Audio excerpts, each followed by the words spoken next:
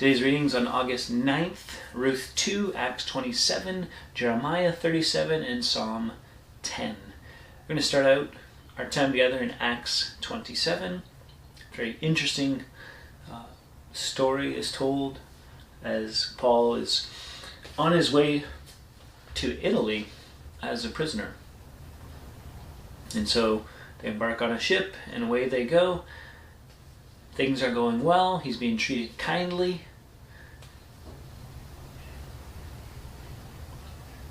And then things go bad.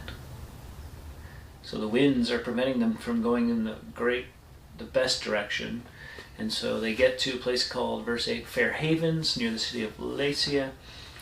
And so because time has passed and they've been put off and, don't have great options here, right? Verse 9, the voyage was now dangerous because the fast was already over. Paul advised them, Sirs, I perceive this voyage will be with injury and much loss, not only of the cargo of the ship, but also of our lives. It's not a good idea. It's past sailing time.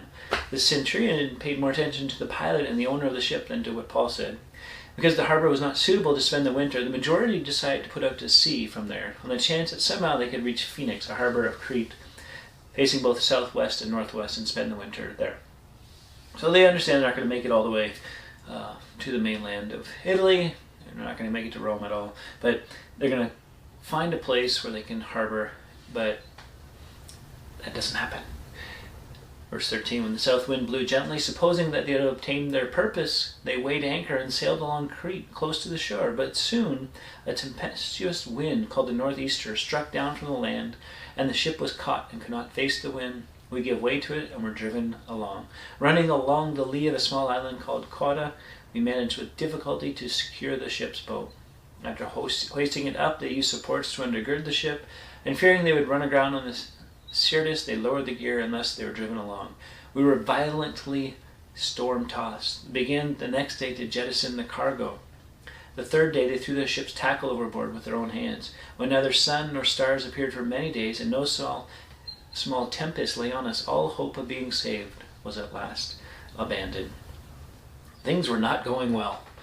Since they had been without food for a long time, Paul stood up among them and said, Men, you should have listened to me, and have not set sail from Crete, and incurred this injury and loss.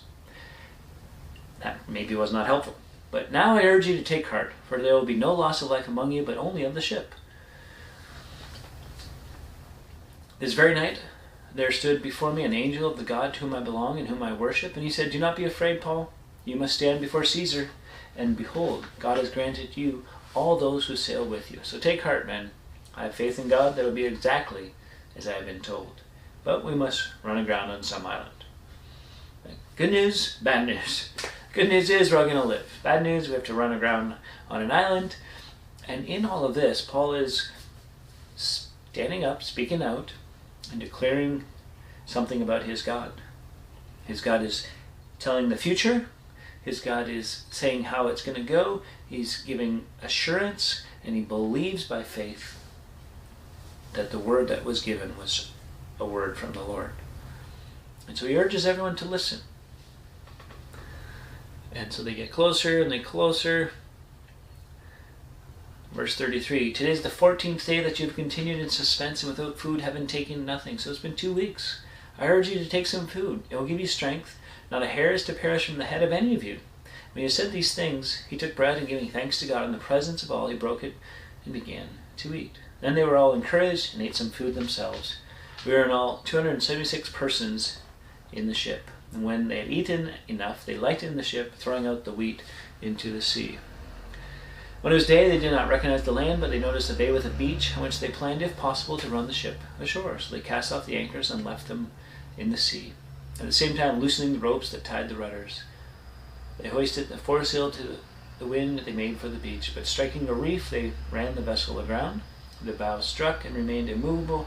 The stern was being broken up by the surf. The soldiers' plan was to kill the prisoners, lest any should swim away and escape, but the centurion, wishing to save Paul, kept them from carrying out their plan. He ordered those who could swim to jump overboard first and make for the land, the rest on planks or on pieces of the ship. And so it was that all were brought safely to land.